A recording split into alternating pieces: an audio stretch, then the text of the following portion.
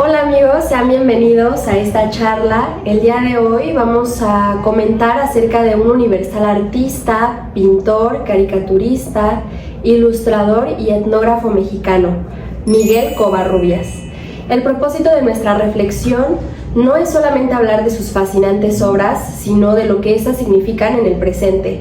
Así que cuéntenme ustedes, amigos, ¿conocían al chamaco Miguel Covarrubias? Yo personalmente lo conocía de nombre. Me sonaba Covarrubias aquí, Covarrubias aquello, un mapa, alguna pintura, pero la verdad es que nunca me había metido en su arte. Muy bien. Igual yo la verdad es que no, ya al momento que estuve en el museo vi algunas pinturas que como que reconocí un poco por haberlas visto, pero realmente su nombre no lo conocía realmente. Muy bien. ¿Y por qué creen que no es tan conocido como lo fueron Frida Kahlo y Diego Rivera? Ahí a mí me gustaría mencionar que yo creo que es porque él se enfocaba en otros temas. Él investigaba y aprendía sobre las culturas a las que él iba a representar, mientras que Frida Kahlo y Diego Rivera más que nada se exponían en galerías de prestigio internacional, mientras sus obras de Covarrubias se ponían en revistas. Exacto. Exactamente. ¿Y ustedes creen que si Covarrubias hubiera expuesto más en las galerías tenía la misma fama que Rivera o Kahlo?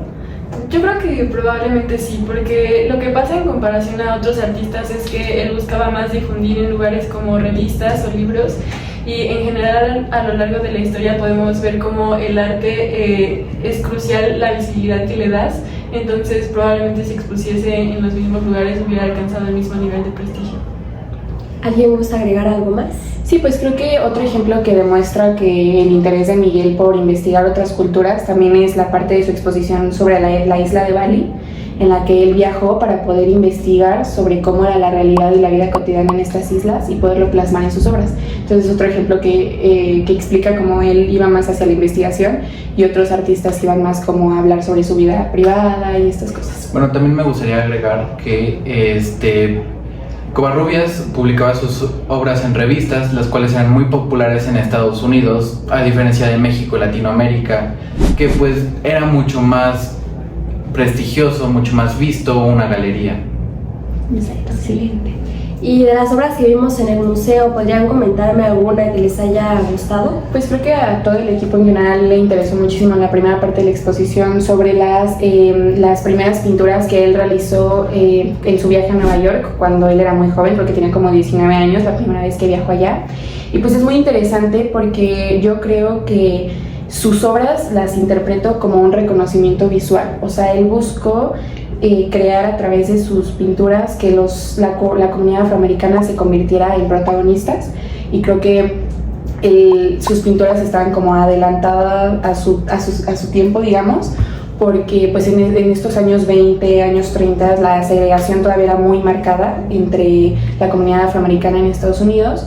Entonces él ayudó a darle esta visibilidad a la comunidad, y pues creo que eso también fue porque él pues era un mexicano de sociedad media alta que iba a Estados Unidos como sin prejuicios. Entonces esto ayudó a que él pintara la vida de esta comunidad afroamericana como de manera digna, y pues como todo lo bonito que tenía esta comunidad.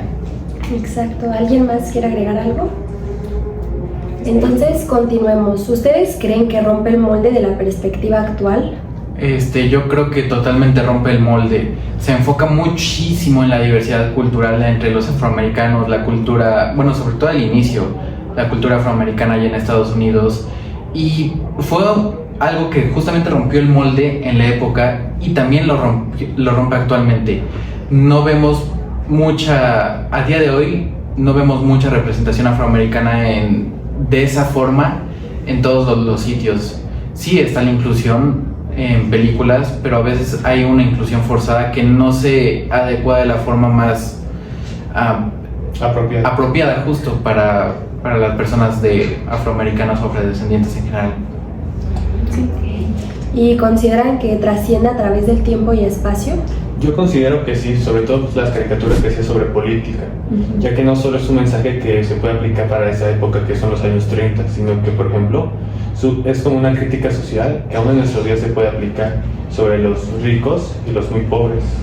Esa forma de ver como él lo representaba con su pintura que está de Rockefeller y Stalin, aún se puede aplicar en nuestros días con otros presidentes más actuales u otras personas millonarias. Exactamente, sí. ¿Y actualmente ustedes creen que sus obras son relevantes en el contexto mexicano actual?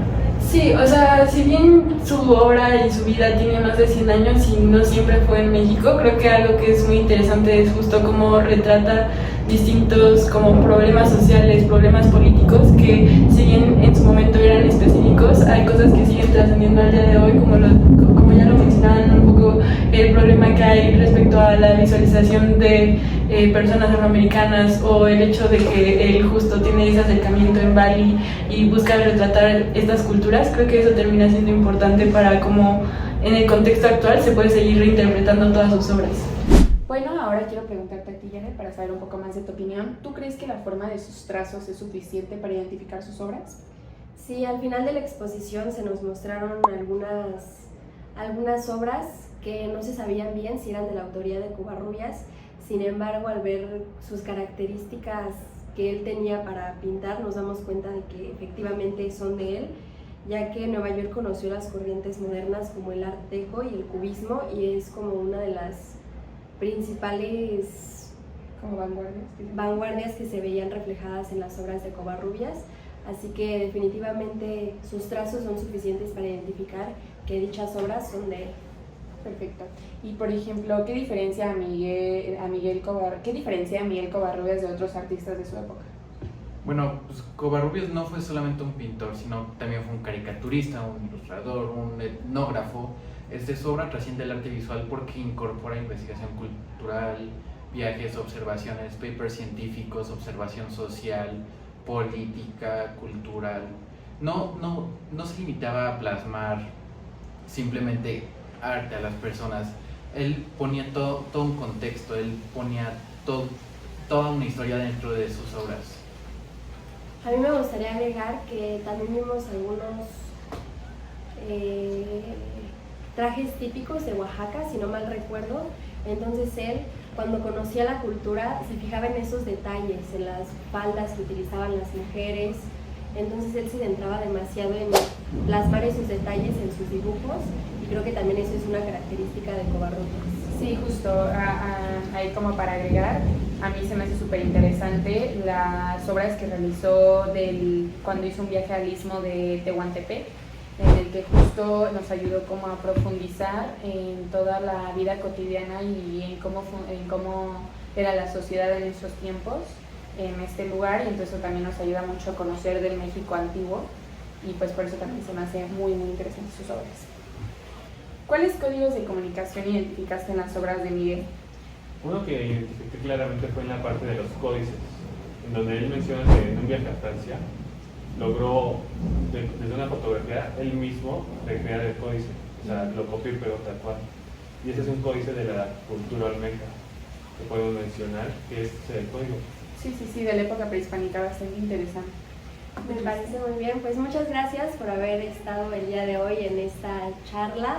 La verdad es que después de esta visita al museo nos damos cuenta que si no conocemos a este autor, quedamos muy enriquecidos con todo lo que aprendimos de él. Nos dimos de la cantidad de arte que tiene para ofrecer a los mexicanos y a todo el mundo, así que muchas gracias. Gracias.